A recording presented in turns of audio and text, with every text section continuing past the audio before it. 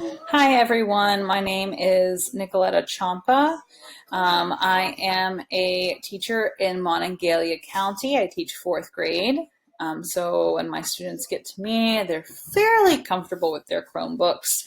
But I've been asked to show you around my Google Classroom. Unfortunately, I cannot show you in my actual Google Classroom because it shows the names of my students, but I have created an example class to sort of show you how I organize it. So when you go to Google Classroom, a lot of students get to it. They search Google Classroom in the search bar and that works, or you can click on this little waffle in the browser and choose Classroom, and it brings you to this page here.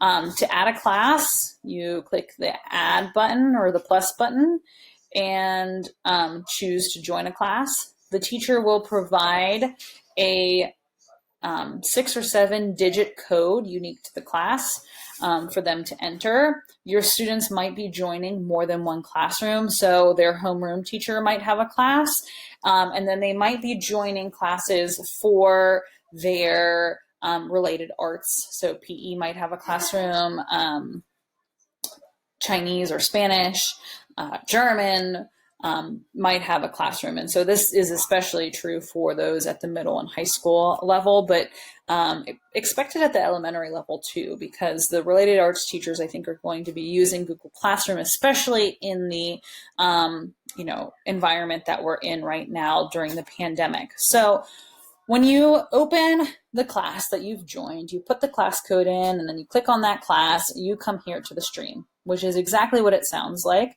It is like a stream of consciousness for the class. So this will appear for everybody. I will warn you that I am logged in as a teacher, so it is showing you what it looks like from the teacher's side, but it is very similar to what it looks like for the students. So your students will be able to share something with the class, ask a question here, and it is public, and you can reply to one another. So I put this comment here, and then you can reply in this thread of comments. This area was used just for general comments and questions. And it also posts when I post a new assignment, or when the teacher posts a new assignment. There's this handy dandy box over here that shows upcoming due dates. And there is also the link, and the Google Meet link will post sort of on this classroom header. I have always, even though students can access assignments through the stream, I have always instructed them to go to classwork because they can see the bigger picture there. For me, I always organized my Google Classroom by topic. But I do know, and there was a lot of talk this summer in professional developments about the benefits of organizing it by week. So instead of a topic for math, for reading, social studies, so on and so forth, they would organize it, and it would say week of August 17th through the 21st. And then you would click on that topic, and it would have the assignments there, maybe labeled Monday, Tuesday, Wednesday, or by the assignment name. So I only posted one assignment here as an example to show you how to get into it under word study. So you'll notice it'll open, kind of like expand, but you have to click view assignment. This is where ignore this for a second, because this is what it takes the teacher to. The student side will look like this, except there will be a box over here on the right-hand corner where you can add attachments to the assignment to submit. So usually for me, I would provide the students the document that they needed to work in. Sometimes they needed to add or attach a document. That just depends on the teacher and how they prefer to do things. So know that the students can add or attach documents over here from their Google Drive, or open what the teacher has provided. So for this, there would typically be instructions here that I would type out, like complete questions 1 through 10 and submit. So they would open this document and answer the questions. So if your student gets here and they can't type in the box, like there's no cursor and it's only letting them view it, this is something that I know that has been driving teachers crazy, but sometimes teachers make mistakes. We're sorry.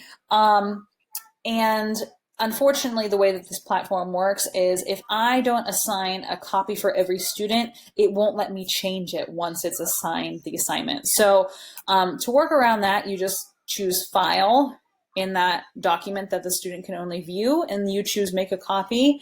It'll make a copy for that student and it'll open in a new tab. And then you can attach it here, like I've said. So be aware that every teacher is going to use their Google Classroom a little bit differently.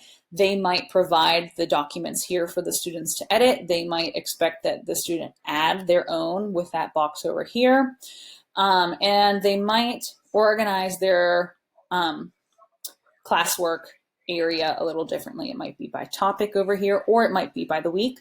One thing I did want to show you over here on this drop-down menu, if your student is enrolled in more than one class, Google Classroom makes a to-do list for them. So of the classes that I'm enrolled in, the assignments don't have a due date, but your students likely will.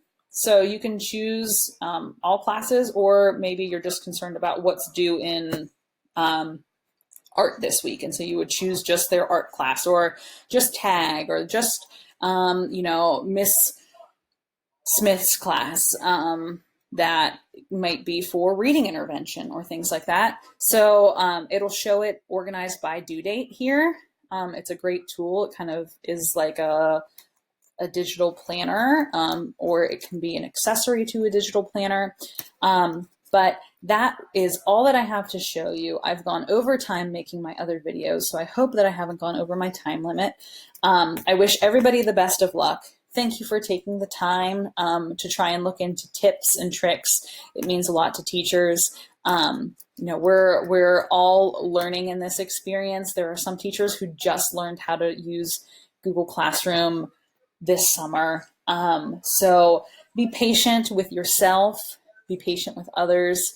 I know that we can do this. It's a great tool. It takes a little bit of kind of exploration, and then sometimes you do have to use a workaround like I showed you with that Make a Copy, but it is possible. We can do this.